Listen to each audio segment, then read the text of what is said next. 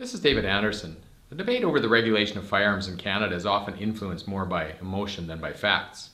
Since good public policy should be based on solid evidence, here are 14 things you should know about violent crime and firearms in Canada.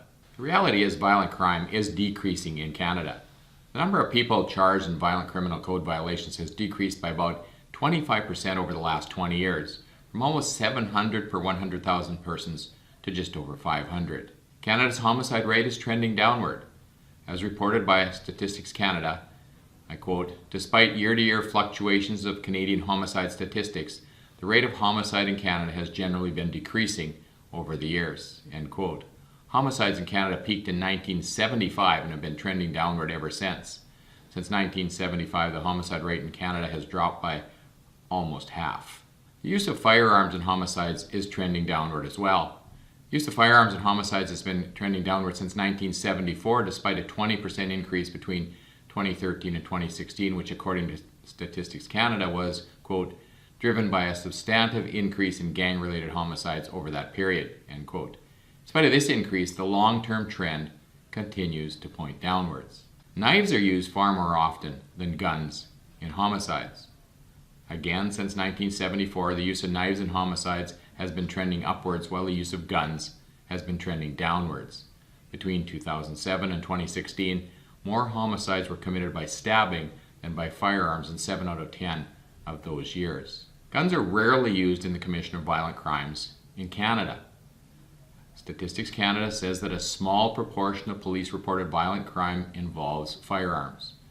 In 2016, there were 265,000 reported instances of violent crime. Only about 1/5 of these involved the use of a weapon. And this weapon was a firearm in only 2.7% of police-reported violent crime incidents. Handguns used only 1.6% of the time, the equivalent of 1 out of every 63 reported incidents of violent crime. Increased gang activity has substantially contributed to the homicide rate in recent years. Stats Canada reports that the recent increase in homicides has been driven by a substantive increase in gang-related homicides. Between 1996 and 2016, gang-related homicides increased by almost 400%. 1 in 4 homicide victims in 2016 had links to organized crime or to a street gang. Again, Stats Canada reports that in 2016, police reported 141 gang-related homicides, an increase of 45 from the 96 reported in 2015. This represented almost 1/4 of the homicides in 2016 where police knew whether or not the incident was gang-related. Overall, gang-related homicides accounted for 30% of homicides that occurred in Canadian census metropolitan areas in 2016. There is no association between an increase in legal gun ownership and the homicide rate. Despite concerns to the contrary, research shows that increased legal gun ownership does not result in an increase in homicide. There is no correlation between levels of legal gun ownership and suicide rates. In 1998, a Department of Justice study noted that, quote, "in Canada, provincial comparisons of firearm ownership levels and overall rates of suicide found that levels of firearm ownership had no correlation with regional suicide rates." Furthermore, the Canadian rate of firearm suicides has dropped without evidence of a similar reduction in the rate of firearm ownership, end quote. Background checks have no impact on homicide or spousal homicide rates.